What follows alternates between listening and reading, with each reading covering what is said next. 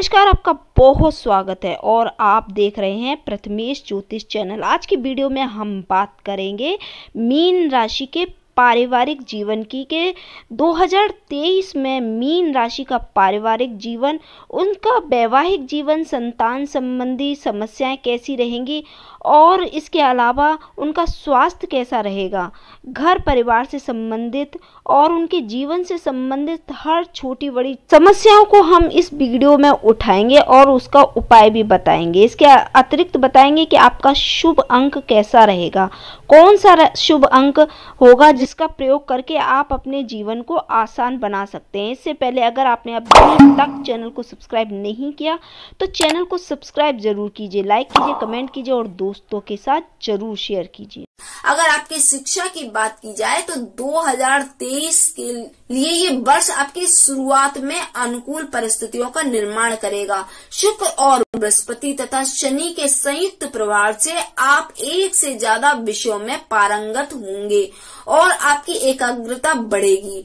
केवल पढ़ाई ही नहीं बल्कि आप अन्य सामयिक विषयों में भी अच्छी पकड़ बना पाएंगे। ये समय आपकी शिक्षा के लिए अनुकूल साबित होगा, लेकिन अप्रैल से अगस्त और सितंबर के महीने में बहुत ज्यादा तनाव देने वाला होगा, क्योंकि इस दौरान विशेष रूप से आपकी पढ़ाई पर फोकस को करने की आवश्यकता होगी। इसके बाद का समय अपेक्षाकृत अनुकूल रहेगा। प्रतियोगी परीक्षाओं की तैयारी कर रहे विद्यार्थियों को प्रथम छमाही और अंतिम तिमाही में अनुकूल परिणाम मिलेंगे। शेष समय उन्हें कठिनाइयों का सामना करना पड़ सकता है। उच्च शिक्षा ग्रहण कर रहे विद्यार्थियों के लिए शिक्षा में उत्तम परिणाम पाने के आपको प्रयास करने होंगे और इसमें आप सफल रहेंगे। आपको अच्छी उपलब्धि भी इस वर्ष में अगस्त से नवंबर के बीच प्राप्त हो सकती है। विदेश जाकर पढ़ाई करने का सपना देख रहे विद्यार्थियों की इच्छा इस वर्ष पूरी हो सकती है। विशेष रूप से फरवरी से मार्च और अगस्त से सितंबर और नवंबर से दिसंबर के बीच का महीना आपको सफल बनाएगा। मीन राशि के वित्त की बात करें तो आपके आर्थिक जीवन के लिए ये वर्ष उतार चढ़ाव वाला रहेगा। वर्ष की शुरुआत तो आपके लिए बहुत अनुकूल होगी और वित्तीय संतुलन बना रहेगा। शनि और शुक्र की एकादश भाव और सूर्य का बुध के एकादश भाव में होना तथा आपकी ही राशि में देव गुरु बृहस्पति का विराजमान होना आपको वित्तीय संतुलन में महत्वपूर्ण भूमिका निभाएगा। लेकिन धीरे धीरे परिस्थितियां में बदलाव होगा और 17 जनवरी 2023 को जब शनि आपके द्वादश भाव में आ जाएंगे तो खर्चों की स्थितियां उत्पन्न होने लगेंगी। ऐसे में वित्तीय संतुलन बिठाना आपके लिए बड़ा मुश्किल होगा, क्योंकि आपका कोई ना कोई खर्चा पूरे वर्ष पर्यंत बना ही रहेगा। वह खर्चा होगा भी महत्वपूर्ण और आपको करना ही होगा। 22 अप्रैल के बाद बृहस्पति के दूसरे भाव में राहु से युति बनाने पर गुरु चंडाल योग बनेगा, तो फिर अप्रैल के अंत से लेकर अगस्त तक का समय ज्यादा परेशानी भरा हो सकता है। इस दौरान आपको सही और वित्तीय सामंजस्य स्थापित करने की आवश्यकता पड़ेगी। उसके बाद स्थितियां आपके अनुकूल रहेगी। अगर पारिवारिक जीवन की बात करें तो 2023 के अनुसार मीन राशि के लोग पारिवारिक जीवन में खुशियों का अनुभव करेंगे। ये समय आपके लिए आनंद भरा रहेगा। आपकी राशि में उपस्थित देव गुरु आपको सभी तरफ से खुशियां प्रदान कर रहे हैं। एकादश भाव में शनि की उपस्थिति भी अनुकूल रहेगी। बड़े भाई बहनों के सहयोग भी आपको मिलेगा, लेकिन 17 जनवरी को शनि के द्वादश भाव में जाने से परिवार के किसी व्यक्ति की स्वास्थ्य संबंधित समस्याएं आपको परेशान कर सकती हैं। आपका खुद का स्वास्थ्य भी पीड़ित रह सकता है, जिससे घर में थोड़ी परेशानियां दिखाई देंगी। 22 अप्रैल तक देव गुरु बृहस्पति सब कुछ संभाल कर रखेंगे। इसके बाद राहु के साथ युति बनेगी और आपको दूसरे भाव में, जहां गुरु चंडाल दोष के प्रभाव से आपके कुटुंब में समस्याएं प्रारंभ हो सकती है, अब निजी वाद विवाद भी संभव हो सकता है और आपके परिवार वालों के बीच आपसी सामंजस्य में कमी भी दिखाई देगी। ये एक लंबा समय होगा, इसलिए आपको धैर्य के साथ आगे बढ़ना होगा और परिस्थितियों को संभालने में आपको बहुत प्रयास भी करना होगा। 30 अक्टूबर को जब राहु मेष राशि को छोड़कर आपकी राशि में प्रवेश करेंगे, तब जाकर आपको इन समस्याओं से राहत मिलेगी। तब तक थोड़ा सा धैर्य रखें और परिस्थितियों को संभालें।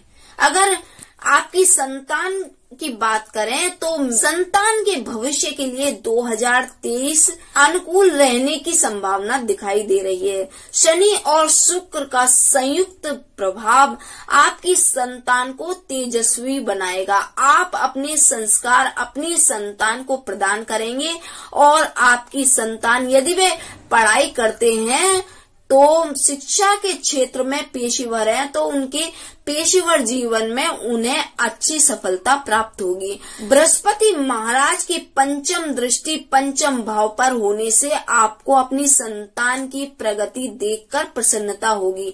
22 अप्रैल के बाद बृहस्पति राशि परिवर्तन कर जाएंगे और शनि भी द्वादश भाव में होंगे। ऐसी स्थिति में आपको थोड़ा ध्यान देना होगा। 10 मई से 18 अगस्त के बीच संतान को स्वास्थ्य से संबंधित समस्याएं परेशान कर सकती हैं। इस दौरान उनका ख्याल रखें और उनकी संगत को न बिगड़ने दें, इसका भी आपको विशेष ध्यान रखना होगा। सितंबर में स्थितियां अच्छी होने लगेगी और आप अपनी संतान को एक बार फिर आगे बढ़ता हुआ देखेंगे। अगर 2023 में मीन राशि के विवाह राशिफल की बात करें तो 2023 में वैवाहिक जीवन मध्यम रूप से फलदायी रहने की संभावना दिखाई देती है। वर्ष की शुरुआत में शनि के एकादश भाव में, सूर्य के दशम भाव और बृहस्पति के प्रथम भाव में होना आपके वैवाहिक जीवन को खूबसूरत बनाएगा। आप और आपके जीवन साथी के बीच अच्छा सामंजस्य देखने को मिलेगा। आपके बीच प्रेम भी बढ़ेगा, आकर्षण भी रहेगा और एक दूसरे को समझने की इच्छा शक्ति भी होगी। आप दोनों एक दूसरे की समस्याओं को मिलकर हल करने का प्रयास भी करेंगे और उनका समाधान निकालने के लिए पूरी कोशिश करेंगे और पूरी तरीके से प्रयत्नशील भी रहेंगे। वहीं वास्तव में आप रिश्ते को एक मजबूती प्रदान करेंगे, लेकिन बृहस्पति के दूसरे भाव में जाने के बाद और शनि के द्वादश भाव में होने पर आपके वैवाहिक जीवन के बीच अंतरंग संबंधों में कुछ समस्याएं आ सकती हैं। एक दूसरे के बीच समझदारी में कमी के कारण आपके बीच दूरी आ सकती है। यदि आप उस पर विचार नहीं करेंगे तो ये एक बड़ी समस्या का रूप धारण कर सकती है। आपको जुलाई से अक्टूबर के बीच अपने वैवाहिक जीवन में सामंजस्य स्थापित करने की कोशिश करनी चाहिए। किसी भी तरीके के विवाद से आपको बचना चाहिए, अन्यथा ये समय ज्यादा कटु हो सकता है। इसके बाद आप और आपके जीवन साथी के बीच आपसी सामंजस्य बैठाना आपको शुरू करना होगा। आपके रिश्तों की सच्चाई आपको स्वीकार करनी चाहिए। नवंबर के महीने में आप दोनों साथ मिलकर किसी तीर्थ यात्रा पर यात्रा करने जा सकते हैं। ऐसा करना आपके रिश्तों में खुशियां भर देगा। अगर आपके स्वास्थ्य जीवन की बात करें तो 2023 में मीन राशि को स्वास्थ्य से संबंधित जुड़ी समस्याओं पर ज्यादा जागरूक होकर ध्यान देना होगा। वर्ष की शुरुआत तो अनुकूल रहेगी, लेकिन द्वितीय भाव में राहु के उपस्थित होने से आपको अपने खान पान में संतुलन बनाए रखने की आवश्यकता होगी। अगर आप ऐसा नहीं कर सकते तो आप बीमार पड़ जाएंगे। इसके बाद 17 जनवरी को जब शनि आपके द्वादश भाव में आएंगे, तब वहां से आपको दूसरे भाव को भी देखेंगे तो ये स्थिति आपके स्वास्थ्य के लिए नुकसानदेह बनी रहेगी। शनि का द्वादश भाव का पूरे वर्ष में बने रहेंगे, इससे आपको स्वास्थ्य के लिए अच्छा समय नहीं कहा जा सकता। इसलिए आपको अनुशासित व्यक्ति की तरह काम करना चाहिए और अपने स्वास्थ्य का विशेष ध्यान रखना चाहिए। एक अच्छी दिनचर्या बनाकर आप उसका पालन करें, अन्यथा आप किसी बड़े रोग की चपेट में आ सकते हैं। बृहस्पति और राहु की युति सूर्य के साथ अप्रैल के महीने में दूसरे भाव में होने से आपको आंख में दर्द, नेत्र रोग, दांतों में दर्द और मुंह में छाले आदि या फिर टॉन्सिल्स आदि की समस्याएं हो सकती है। इस दौरान आपको अपने खान पान पर विशेष ध्यान देना होगा, नहीं तो आप स्वास्थ्य समस्याओं से घिरे रहेंगे।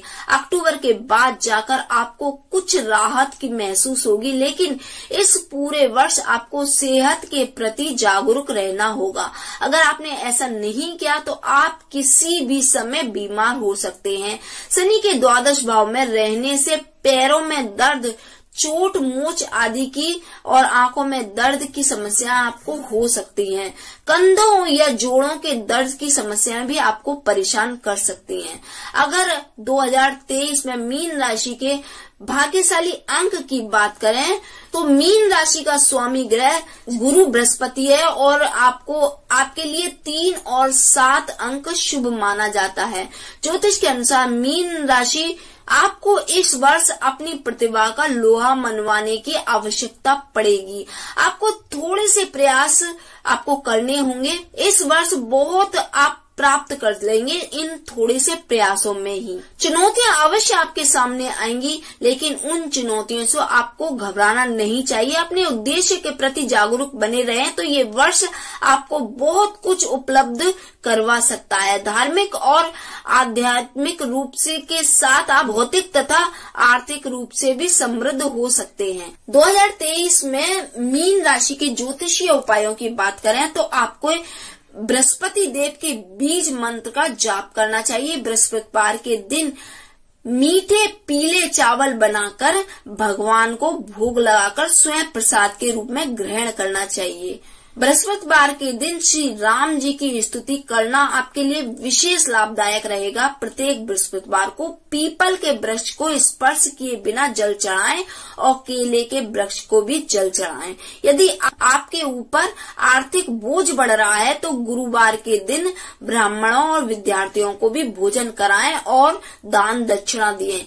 किसी भी विशेष समस्या से पीड़ित है तो बृहस्पतिवार के दिन 11 बार श्री विष्णु सहस्त्र नाम का पाठ अवश्य करें। वीडियो आपके लिए उपयोगी लगी हो, जानकारी अच्छी लगी हो तो लाइक कीजिए, सब्सक्राइब कीजिए और दोस्तों के साथ अधिक से अधिक शेयर कीजिए। आप मिलेंगे अगली वीडियो में, तब तक के लिए धन्यवाद।